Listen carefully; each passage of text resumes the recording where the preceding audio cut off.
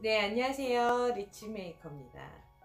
오늘은 지난 영상에서 말씀드렸듯이 이 연예인들의 부동산 재테크 사례에 대해서 말씀을 드릴 건데 우선 그 사례에 대해서 말씀드리기에 앞서서 재테크 정말 종류가 많죠. 그리고 과연 재테크에는 어떤 종류가 있을까요? 또 연예인들은 얼마로 어디에 어떻게 투자하는지 궁금하시죠? 일단 젊은 20, 30대 층이 가장 많이 하는 주식 같은 경우에 황금성은 좋아요. 그런데 반면에 이제 원금에 대한 리스크가 있다는 거는 다 아실 거고요. 그래서 내가 이제 전문적으로 공부를 하고 하지 않는 이상은 어디에서 들은 소스로 어떤 주가 어떻게 될 거라는 것에 하시면은 이거는 투자가 아닌 툭인 겁니다. 부동산도 마찬가지죠.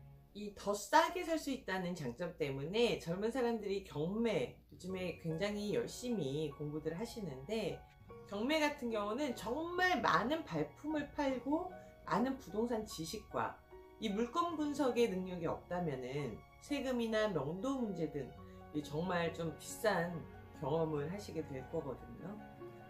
이 경매는 특히 거주지로 보는 거 아닌 이상은 추천드리지 않는 게 정말 좋은 입지, 특히 토지 같은 경우에는 이 경매로까지 넘어가지 않아요. 돈 되는 곳은 현지 부동산에 언제든 내놓아도 팔리기 때문이죠.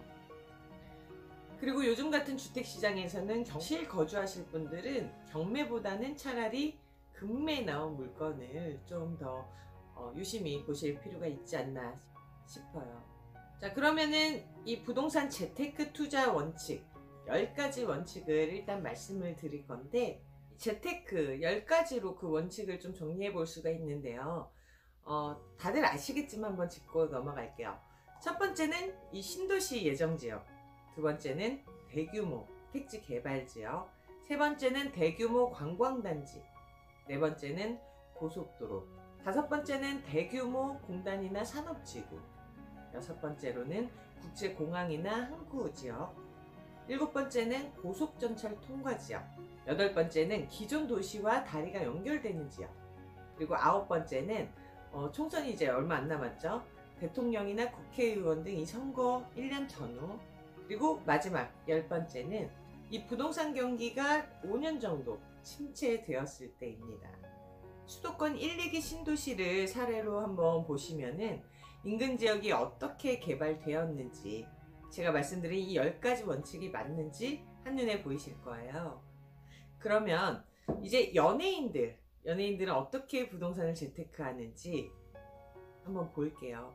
요즘에 빌딩테크라고 들어보셨죠? 한 빌딩 회사의 자료로 스타 36인의 재테크 투자 사례를 보겠습니다.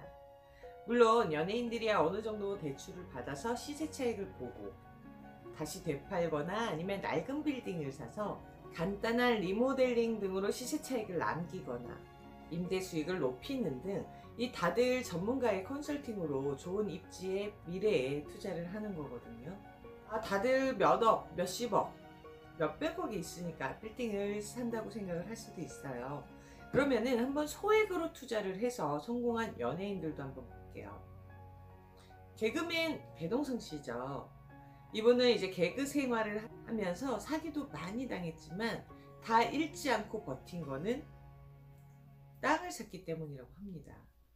이 배동성 씨는 아내분이 한 10년 전에 기획부동산에 속아서 가보지도 않고 평창에 있는 땅을 3,500만 원에 매입을 했는데 실제 시세 가격의 절반도 되지 않았다고 해요.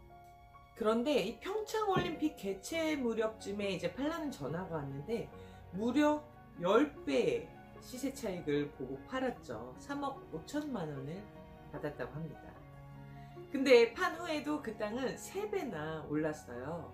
그때 만약에 팔지 않았다면 상금액의 30배에 가까운 이 차익을 남길 수 있었겠죠.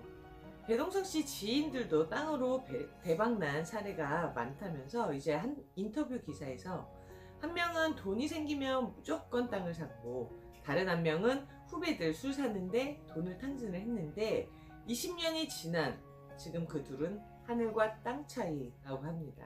이 한 분은 거액 자산가가 돼서 강남 주상복합에 살고요.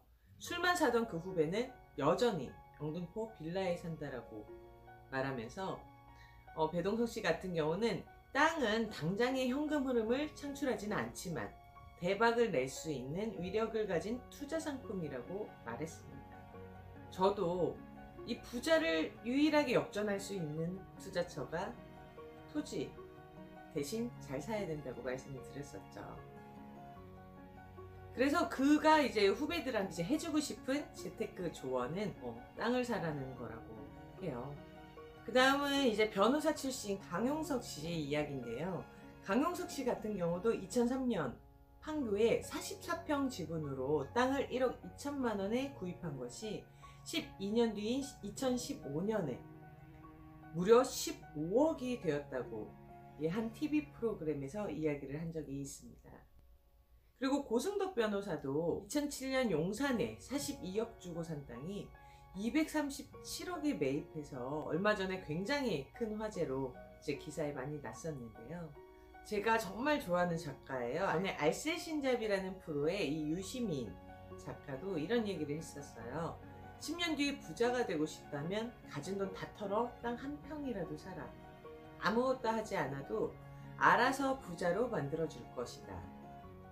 물론 이제 돈이 많아서 뭐 빌딩을 사고 하면은 제일 좋죠. 눈에 보이는 거고 현재 가치고.